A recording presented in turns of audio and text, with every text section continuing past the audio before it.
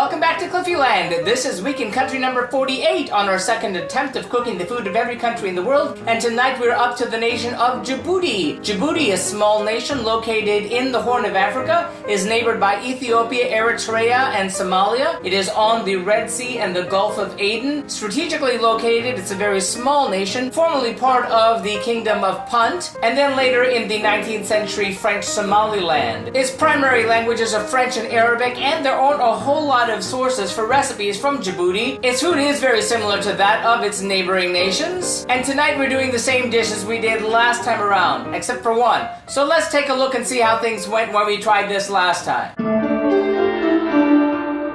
Well, last time was one of the few times at the beginning of this whole challenge that I was cooking on more than one night, and we're not doing that here. The first night I tried the national dish of Djibouti, which is sort of a goat soup. And while the soup part was good, the goat part wasn't, and that's because the recipe foolishly said that you could cook goat in 40 minutes. And word to the wise, you really can't, unless you have like a pressure cooker, or maybe there's some different cut of goat that I don't know about, or that I'm just not getting. And the second night came out really well, and it's gonna come out even better this time. When we're doing these two dishes, they are Laxoox, a sort of pancake-like flatbread, which is sort of similar to injera bread, which is eaten in Ethiopia, Somalia, and Eritrea, but that's made with teff flour, and this isn't. And on top of that, we're serving Skoudehkaris, I hope I got that pronunciation right, which is a lamb stew. Well, the bread slash pancake is normally eaten for breakfast with sweet things on top. We are serving it with the stew on top, but it should be good. So let's take a look at tonight's ingredients. First, for the Laxoox, we'll need 2 cups of all-purpose flour, a 1/4 cup of wheat flour, a 1/4 cup of millet flour, 1½ teaspoons of yeast, 1 teaspoon of salt, 1 teaspoon of sugar, and 2½ cups of water. Then, for the Skoudehkaris, or lamb stew, we'll need 1 pound of lamb shoulder cut into 1-inch chunks, 1 red onion, chopped, 2 garlic cloves, crushed, 1 to 2 tablespoons of ghee, or you may substitute vegetable oil if you prefer, 1 teaspoon of ground cumin, a 1/4 teaspoon of whole cloves, 1 teaspoon of cardamom seeds, crushed, 1/2 teaspoon, or to taste, cayenne pepper, 1/2 teaspoon of cinnamon, 5 tomatoes seeded and diced, 1 tablespoon of tomato paste, 1 cup of water plus extra as needed, about 1/2 cup of long grain rice, about 1 tablespoon of chopped cilantro for dressing, and salt and pepper to taste. Now this requires getting that bread going the night before, so a word to the wise. Let's get into our Wayback Machine and check out how it went.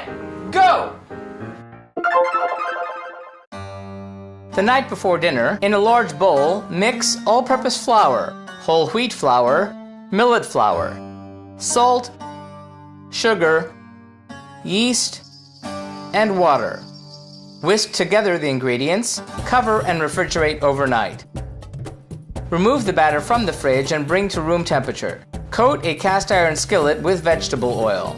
Heat over medium heat for 5 minutes. Place a ladle full of batter in the center of the skillet. Using the ladle, spread the batter to a 1/4 inch thickness. Cook until bubbles appear and the top is dry. Cook until the bottom is golden, not burnt. Do not flip. Remove to a plate and repeat until the batter is used up. Heat the ghee in a large saucepan. Add the lamb and brown on all sides. Remove the lamb to a bowl. Add the chopped red onion. Sauté until softened. Return the lamb to the pot. Add the crushed garlic, diced tomatoes, cayenne pepper, ground cumin, cardamom seeds, whole cloves, ground cinnamon, water, and tomato paste. Cover and simmer for 45 minutes until the lamb is tender. Later, uncover, taste, season with salt and pepper to taste, add the long grain rice. Cover and cook over medium heat for 5 minutes. Turn the heat to low and let cook for another 10 minutes. Place 1 laxoox on each plate, scoop servings of the stew on top, dress with chopped cilantro, wipe plates and serve.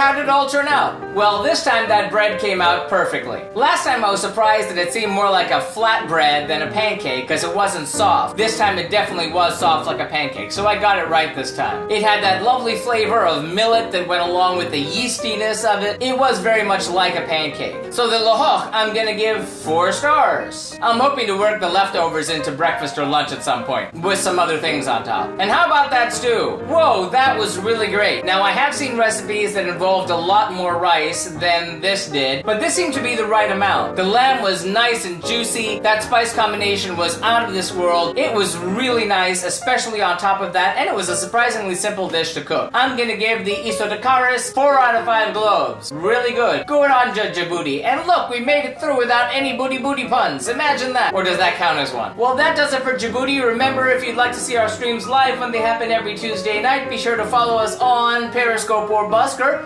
Like and subscribe if you'd like to be advised when these videos are posted every Wednesday night. And if you have any thoughtful feelings or helpful suggestions about the food of Djibouti or any of our future nations, feel free to sound off in the comments. And remember, links to the original recipes can be found in the About section. And tune in next week when we head back to the British Caribbean after a long time for the food of Dominica. Nika. Tune in, should be fun. Thanks for watching and happy eating!